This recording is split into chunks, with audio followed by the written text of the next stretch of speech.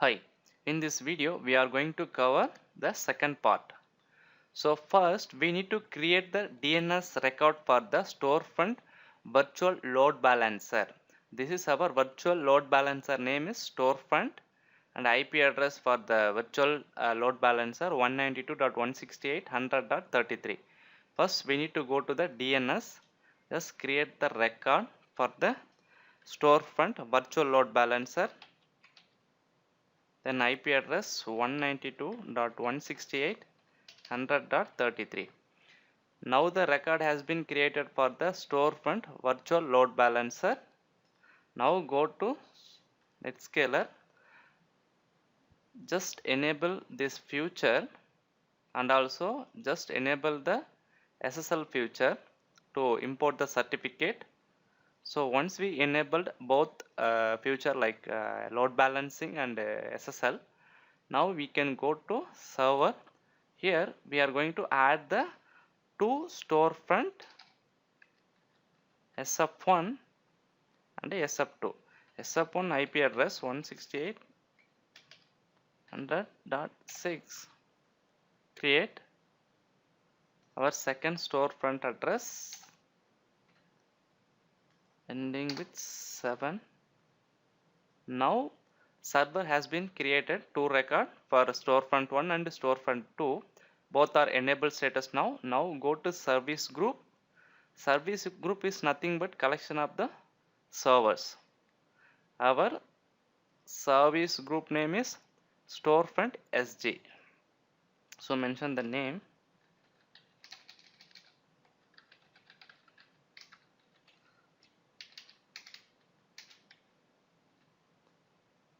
Our protocol is SSL because we are using the SSL certificate for the communication. Select. Okay. Now add the group members here. The two storefront server here. Port number is 443 because we are using SSL certificate for the communication. Create. Okay.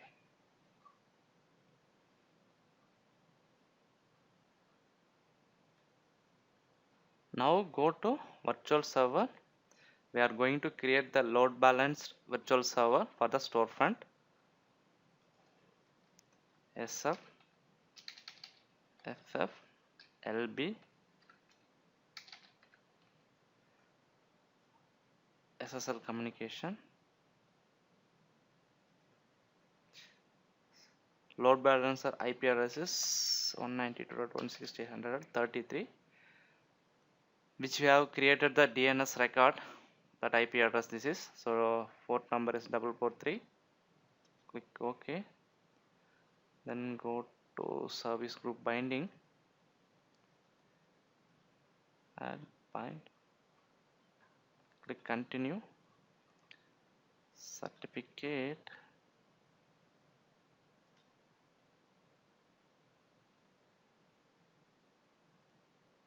Already I have imported the certificate here, so we are going to bind this certificate. Select bind, click continue.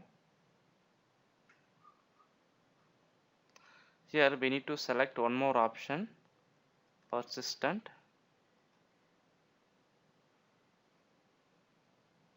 Source IP, give 20 minutes. Why we are using the persistent option here? For example, load balancer will use list connection method. So whenever you are refreshing your console, the connection will be re-established. So up to 20 minutes the connection will not be re-established. Otherwise, for example, if you are refreshing the console, web browser console, it will keep on redirecting your connection to server 1, SF1 and SF2, SF1 and SF2. So it will make some traffic. So to avoid this one, that's why we are giving the timeout for the 20 and a source IP. Click OK. Done. So now our load balancer for the storefront is up and running fine. So once you've done everything, just click save.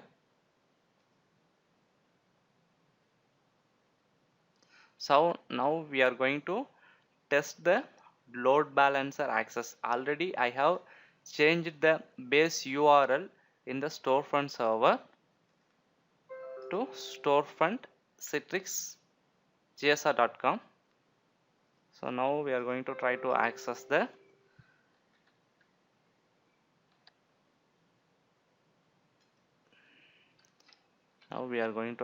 the Citrix application through the storefront load balancer. So our load balance is working fine, which we created on the Netscaler.